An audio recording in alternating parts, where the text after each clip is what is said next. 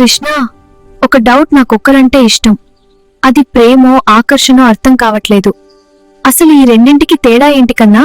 ఎలా కనిపెట్టాలి? అమ్మడు, జాగ్రత్త. ఆకర్షణ అనేది ఒక ఒచ్చు.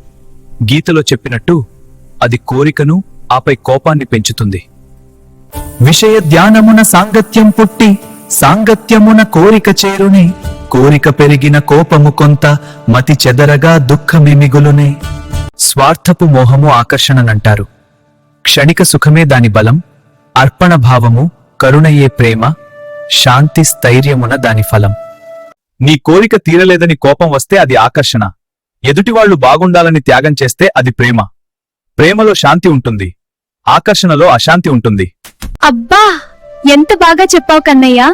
స్వార్థం ఉంటే మోహం, త్యాగం ఉంటే ప్రేమ. మీ ప్రేమో ఆకర్షణ కామెంట్ చేయండి. మా SVK మోటివేట్ మైండ్స్ ని సబ్స్క్రైబ్ చేయండి. జై శ్రీకృష్ణ.